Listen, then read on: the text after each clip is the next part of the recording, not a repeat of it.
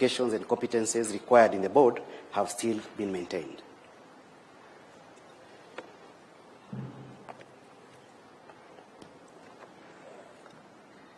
Your Excellency, the next bill is the Tax Procedures Amendment Bill, which is a small bill, part of which was picked from the Lost Finance Act to make it easy for Kenyans to file tax. It speaks to the question of e-teams and is going to save our small-scale traders and farmers from the concerns that they were raising relating to e-teams, Your Excellency. The bill also extends the tax amnesty that was lost when we lost the Finance Act 2024, so that Kenya Revenue Authority, the Commissioner General and the Kenya Revenue Authority can be able to assess tax performance of companies, and those that have been ailing for a long time, they can be able to forgive them, Your Excellency. This is one of the things that were lost when we lost the Finance Bill of 2024. Your Excellency, the next bill is the Ethics and Anti-Corruption Commission Amendment Act, which is one of the products of the NADCO process. The bill provides that the chairperson of the Ethics and Anti-Corruption Commission must be a person who can hold the office of a judge of a high court in Kenya. That is in keeping with the functions of the Ethics and Anti-Corruption Commission, which requires a person of such standing. However, Your Excellency, conscious of the current composition of the EACC, the bill provides for a transition mechanism to allow the current office holder to stay there until the end of their term, Your Excellency, so as not to bring in unnecessary disruption in the fight against corruption.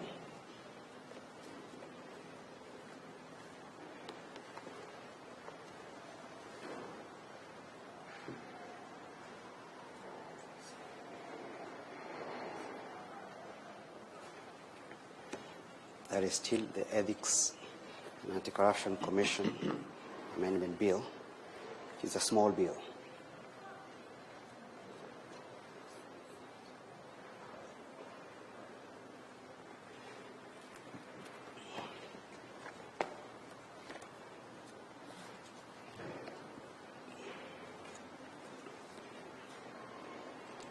Excellencies, these are the other copies of the Tax Procedures Amendment Bill, which is also a small bill, Your Excellency, which is incorporating part of what was lost in the Finance Bill of 2024.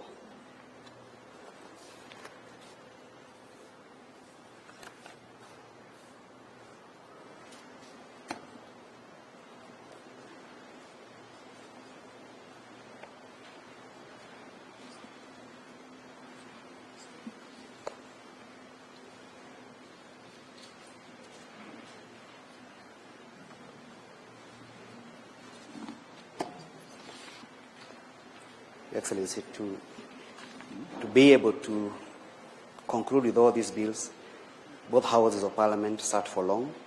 The National Assembly ordinarily holds 4 sittings in a week, but in the last 2 weeks before the recess, the National Assembly sat for 9 sittings each week, some going up to midnight, Your Excellency, so that members can conclude with this business and be able to attend the East Africa Community Games in Mombasa that are still ongoing in Mombasa.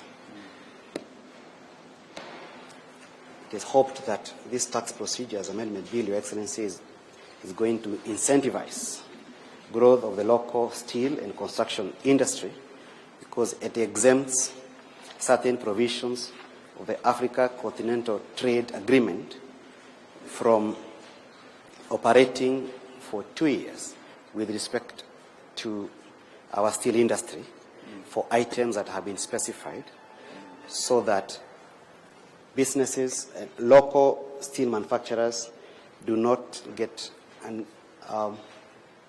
competition which is not healthy from products that come from outside the East Africa community.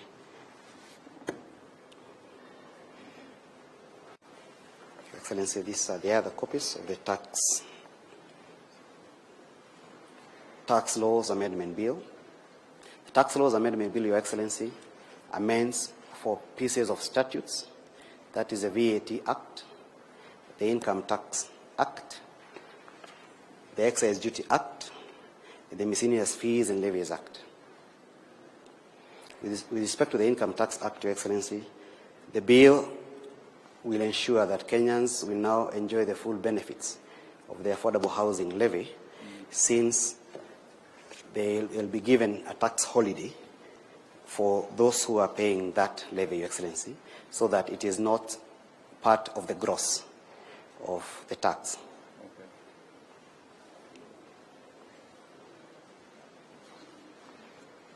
The request, Your Excellency. Is it a tax holiday or tax deductible? Making it tax deductible. Yeah. Tax deductible, Your Excellency, that's the right word. Does it qualify for relief? Is Yeah. it a relief? You are not taxed on it. No, before you will pay everyone on your gross. Yes, yes. Your contribution for it.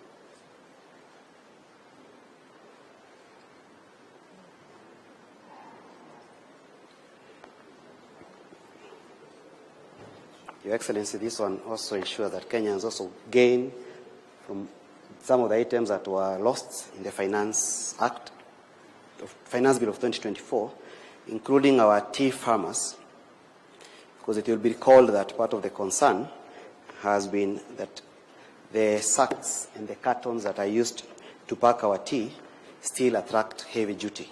And now that has been removed, Your Excellency.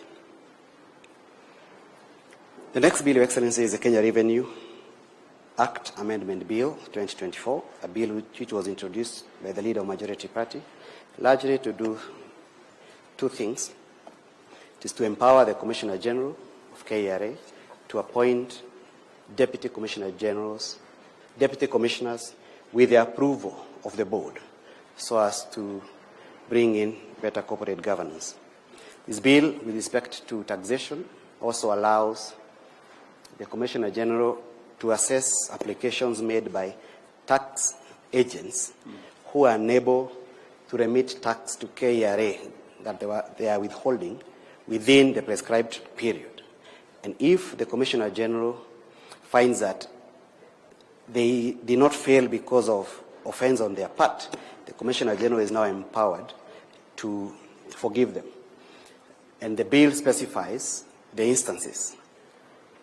The bill finds that it is possible that an agent will not be able to remit tax because of force majeure. They may not be able to remit tax because of failure on the part of the KRA system, or they are not able to remit tax because of other reasons that the Commissioner General may find fit. What will be waived, Your Excellency, is a penalty associated with that late submission of tax. The last bill for the day, Your Excellency, is the Statutory Instruments Amendment Bill 2024. It was introduced in the National Assembly by the member for Inabkoi, who is also the chairman of the Committee on Delegated Legislation. This bill, Your Excellency, is informed by Article 96(4) of the Constitution, which provides that Parliament may delegate any of its legislative powers to any state officer, public officer, or any other person. But the Constitution also requires that when Parliament does that, it ought to prescribe the limit, the scope, the purpose, and the standard, so that the delegatee does not go beyond the limit given by Parliament. It's a small bill, Your Excellency, and it provides that whenever Parliament nullifies in total a regulation or part of a regulation, the entity that made that regulation is now required to publish in the Gazette a notification to the public that that nullification has happened. The Act also requires the clerks of both houses to publish that notification in the website. This, Your Excellency, is meant to cushion the possibility of the citizenry being asked to comply with regulations that have been nullified, or our courts making decisions based on the regulations that no longer exist in part or in full. The second and final part of that bill, Your Excellency, speaks to the limit of the penalty that may be given to a person who contravenes regulations. Currently, Your Excellency, the Statutory Instruments Act limits that to not more than 20,000 shillings, and both houses of Parliament thought that was too low and may lead to non-compliance. Therefore, this bill, Your Excellency, increases that limit to a maximum of 1 million, so that persons who have power to make regulations may now increase penalties for any offences. Brenda, could it have been better, to say a percentage instead of a figure? Because that figure of 1 million in another 10 years may again have a problem.